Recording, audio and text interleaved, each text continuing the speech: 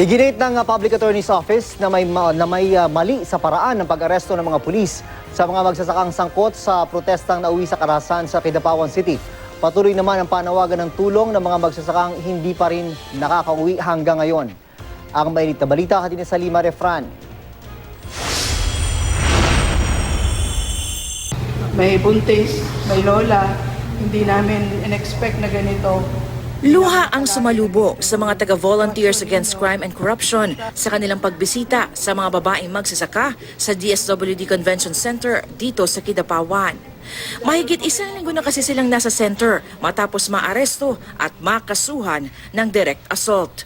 Si Lola Valentina Berdin, 78 years old, umiiyak na nagmamakaawa ng tulong para sa kanilang lahat. Gusto na mga mauwi.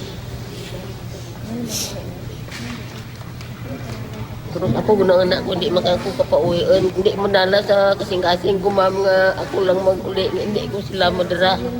May bail hearing sa Lunes para mapababa sa 2,000 ang 12,000 piyansang itinakda para sa kanila. Binisita rin ng VACC ang mga lalaking magsasaka na nakadetene sa Kidapawan Gym. Bagong labas ng ospital si Victor Lumundang na nag-agaw buhay at nakarecover sa mga tama ng bala. Tumagos sa leeg ang isa habang tinamaan din ng bala ang magkabilang hita. May daplis din siya ng bala sa ulo. Di pa siya makatayo at makapagsalita. Mahirap kasi masakit.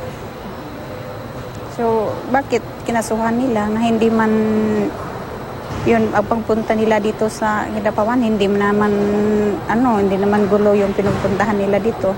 Si Arnel Takyawan may tama din ng bala sa paa. Gamot naman ang hiling niya. Talagang meron kayong itutulong, tulong lang kayo. Kita nyo naman yung mga sitwasyon namin dito. Walang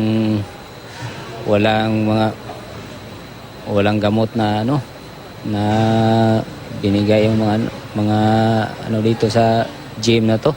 Ang Public Attorney's Office maghahain ng motion para magkaroon ng preliminary investigation. Hindi raw kasi tama ang naging proseso ng pag-aresto ng pulisya. Kung sino na lang ang madampot, yun ang dinadala nila, hinuhuli nila.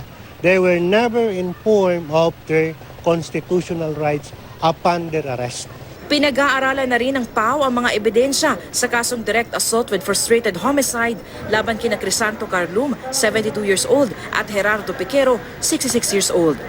Sa resolusyon ng piskal, na-establish daw na kasama ang dalawa sa mga nanakit at namato sa mga pulis.